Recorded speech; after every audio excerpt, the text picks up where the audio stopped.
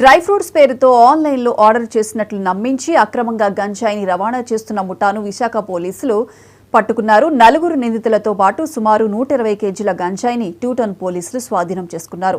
Dry fruits అని courier book చేయడంతో అనుమానించిన courier సంస్థ సమాచారం ఇచ్చిందని డీసీపీ అజితా వేజెండ్లా చెప్పారు.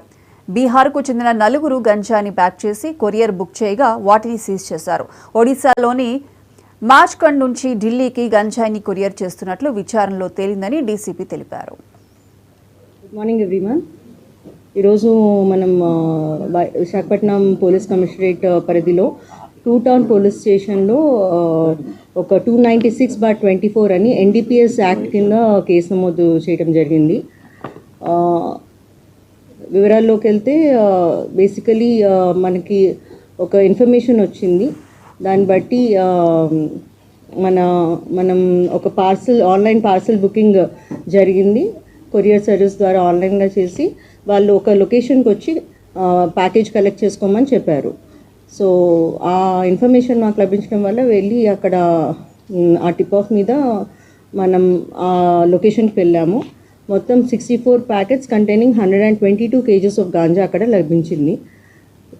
మొత్తం ఈ దీనిలో A1 to A7 7 మంది ముద్దాయిలు ఉన్నారు. అందులో A1, A2, A3, A4 4 కూడా బీహార్కి చెందిన వాళ్ళు. వీళ్ళందరూ కూడా అక్కడే అప్రిహెండ్ చేయడం జరిగింది, వాళ్ళని అరెస్ట్ చేయడం జరిగింది. వీళ్ళు లోకల్గా ఒరిస్సాకి చెందిన ఒక అతని దగ్గర మచ్కండ్ అనే డిస్ట్రిక్ట్ నుండి ఆయన దగ్గర నుండి గాంజా ప్రొక్యూర్ చేస్తున్నారు. తీసుకొని అది ఫార్వర్డ్ లింక్ ఢిల్లీలో ఉంది. ఢిల్లీకి ట్రాన్స్పోర్ట్ చేస్తున్నారు త్రూ కొరియర్ సర్వీసెస్. సో రీసెంట్గా లాస్ట్ వీకే మేము కొరియర్ అండ్ పార్సల్ సర్వీసెస్ అందరితోనూ నార్కోటిక్స్ కంట్రోల్ బ్యూరోతో పాటు ఒక సెషన్ చేయడం జరిగింది.